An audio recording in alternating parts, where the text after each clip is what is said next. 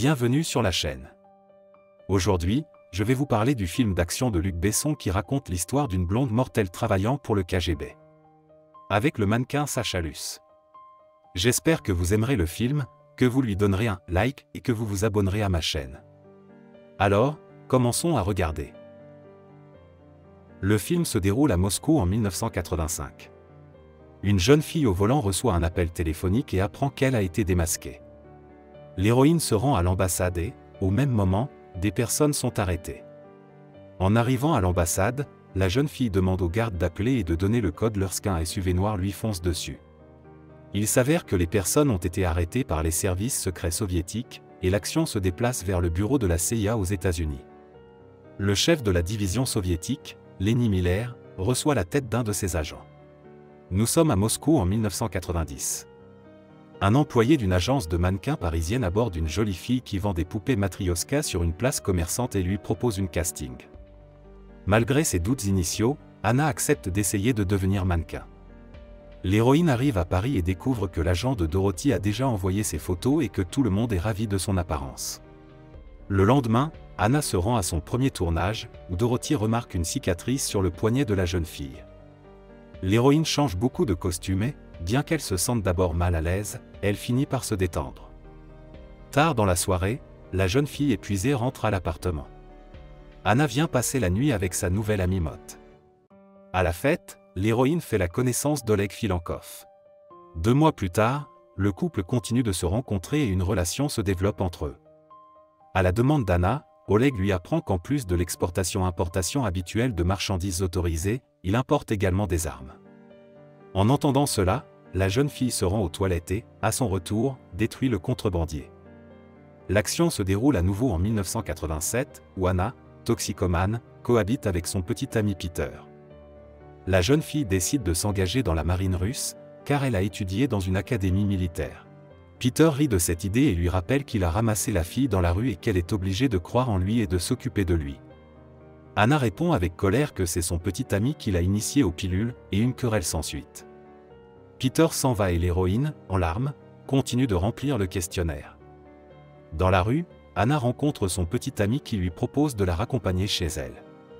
Mais en chemin, il s'avère que Peter et ses complices s'apprêtent à dévaliser un distributeur automatique de billets. Arrivés sur place, ils sortent un homme du coffre et le conduisent au distributeur pour voler de l'argent. La police apparaît, et Peter et Anya tentent de s'enfuir. Au cours de la poursuite, ils ont un accident, mais restent en vie. De retour à la maison, Anna voit un homme devant la porte faire un trou dans son petit ami. Un mystérieux inconnu annonce à la jeune fille qu'il a étudié le dossier de candidature qu'elle a soumis à la marine et lui propose un emploi. En réponse, l'héroïne se blesse au poignet et explique qu'elle ne croit pas à un changement de destin aussi radical. L'homme lui répond que la vie est un don précieux et qu'il ne vaut pas la peine de l'interrompre si bêtement. Les arguments de l'étranger convainquent Anna, qui accepte néanmoins la proposition. L'action se déroule 3 ans plus tard, où Lenny Miller interroge Anna, devenue mannequin.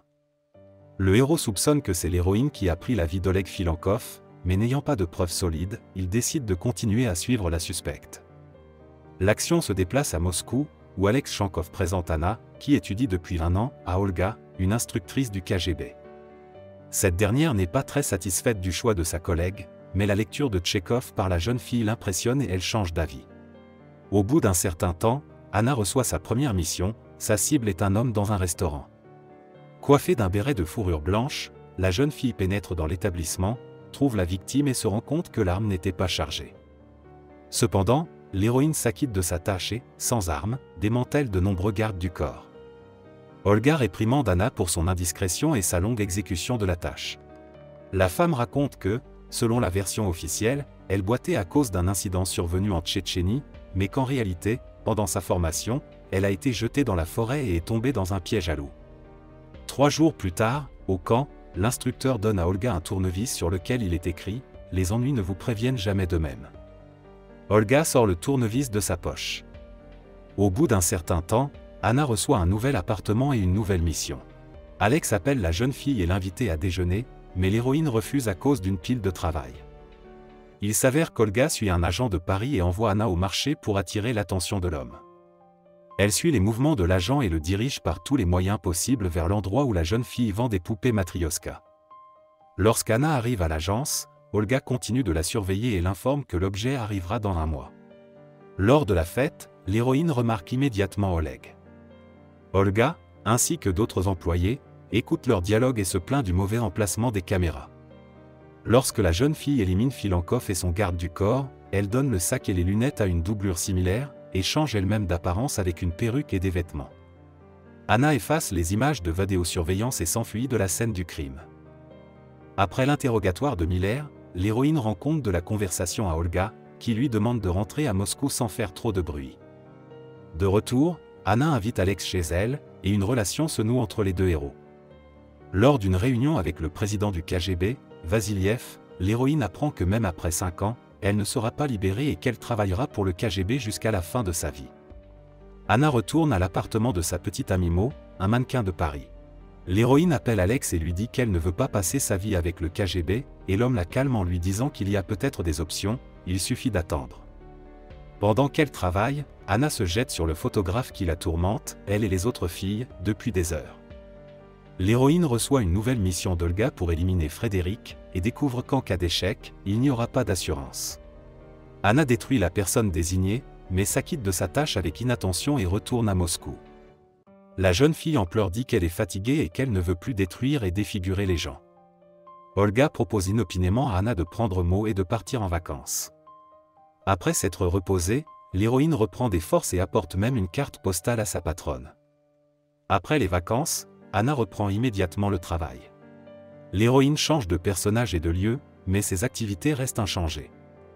En outre, elle continue à travailler dans une agence de mannequins.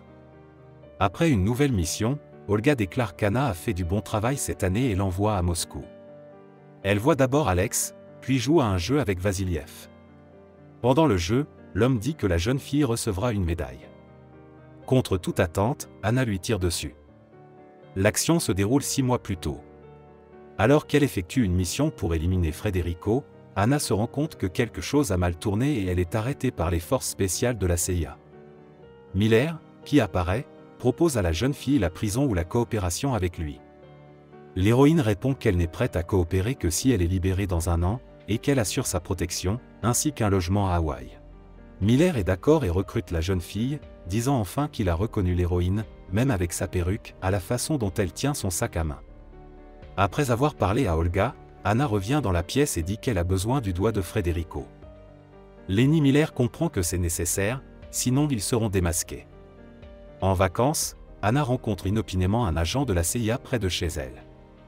L'homme explique à la jeune fille qu'il voulait aussi aller aux Bahamas. Au cours du dîner, Mott fait part à Anna de ses projets de construction d'une maison et d'une vie commune longue et heureuse. Constatant que la blonde ne l'écoute pas du tout, la jeune fille s'en va. Olga appelle Anna et lui dit qu'elle la suit. Le soir, l'héroïne s'enfuit chez Miller et passe toute la nuit avec lui. De retour de vacances, elle poursuit ses rencontres avec Lenny. Un jour, Miller dit qu'à Moscou, Anna devra éliminer Vassiliev. La jeune fille dit que c'est un travail très dangereux et que d'autres agents pourraient être utilisés pour cela. Lenny explique à la jeune fille que Vassiliev a éliminé 9 agents de la CIA et que le plan pour éliminer le président du KGB lui-même a été élaboré pendant 3 ans. L'homme promet que si Anna remplit la mission, elle ira directement à Hawaï, mais elle peut refuser. L'héroïne accepte, après avoir réalisé à quel point c'est rentable. Après une rencontre avec Alex dans l'arrière-salle, Anna sort l'arme qui y est cachée et se rend nerveusement à la rencontre de Vassiliev. Au cours d'une partie d'échecs, l'homme remarque l'arme de l'héroïne, mais avant qu'il ne puisse réagir, la jeune fille fait un trou dans le président du KGB. Pointant l'arme sur Alex, la jeune fille lui avoue son amour et lui injecte des somnifères. Ensuite, elle télécharge des fichiers à partir de l'ordinateur portable. Lenny attend Anna avec impatience dans la voiture. L'héroïne prend l'arme et quitte le bureau. En se réveillant, Alex appuie sur le bouton d'alarme situé sous le bureau, ce qui est remarqué par la secrétaire. L'alarme est déclenchée dans le bâtiment du KGB, mais Anna se fraye un chemin jusqu'à la sortie. Lenny entend l'annonce de l'alarme et part en voiture, inquiet pour la jeune fille. Miller arrive ensuite chez Mo avec une équipe d'intervention et interroge la jeune fille. La mannequin, effrayée, répond qu'elle ne savait rien. Lenny demande à la jeune fille de le prévenir si Anna la contacte et s'excuse d'une visite aussi soudaine. À New York, l'homme se sent déprimé malgré les félicitations de ses collègues. De manière inattendue, le héros reçoit un message d'Anna sur son pageur, où la jeune fille lui donne rendez-vous. Lorsque Miller arrive sur place, il se retrouve suivi. À côté du héros, à la table, se trouve Alex. Les héros se reconnaissent mutuellement et le font savoir à leur service de renseignement. Miller se rend compte qu'il y a trop d'observateurs et donne le signal d'évacuation. Olga, qui observe tout à travers les caméras, s'en aperçoit. Soudain, Anna apparaît, embrasse Alex puis Lenny et s'assoit à côté d'eux. L'héroïne dit qu'elle ressemble elle-même aux poupées Matryoshka qu'elle avait l'habitude de vendre. Anna est là pour faire ses adieux et remercie les deux hommes. Miller reçoit un disque contenant des informations sur la CIA, et Alex, sur le KGB. Les héros préviennent la jeune fille qu'ils la retrouveront dans 6 mois, mais Anna répond que pour elle, qui n'a pas connu un seul jour de liberté, même 6 mois lui paraîtront une éternité. En pleurs, l'héroïne déclare que Lenny et Alex sont sa seule famille. La jeune fille s'en va, et Olga, en colère, dit qu'elle ne s'en tirera pas comme ça et quitte la salle d'observation. Une femme attaque inopinément la fugitive et l'élimine. Lenny veut aider la jeune fille, mais Alex pointe une arme sur lui, et des observateurs et des forces spéciales accourent de tous côtés vers les hommes. Lenny est emmené et le corps d'Anna est laissé près du banc. L'action se déroule 6 mois plus tard, lorsque l'héroïne vient rencontrer Olga. La femme dit qu'elle est au courant des contacts d'Anna avec les Américains, car elle la connaît comme sa propre fille. Olga affirme qu'elle n'en parlera à personne, mais que la jeune fille doit rendre compte des plans de la CIA. Ayant appris la prochaine tentative d'assassinat de Vassiliev, la femme demande à Anna ce qu'elle aimerait le plus. Entendant la réponse, la liberté, Olga dit que si l'héroïne suit ses instructions, elle obtiendra ce qu'elle veut. Après avoir éliminé le président du KGB, Olga s'empare de la jeune fille qui s'est échappée par le passage secret. De nos jours, une Anna vivante se cache derrière un buisson et en sort une maquette de son corps. Soupçonnant quelque chose d'anormal, Miller veut voir le visage de la jeune fille, mais il est rapidement recouvert d'un drap. Pendant ce temps, Anna s'engage dans le passage secret et change d'apparence, devenant soudainement chauve. L'héroïne libérée sort du tunnel et entame une nouvelle vie libre.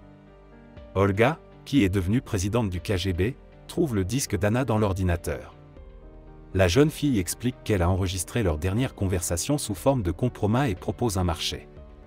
Olga doit effacer toutes les données concernant Anna, et la vidéo disparaîtra également. Avec un sourire, la femme traite Anna de sale type et efface les données.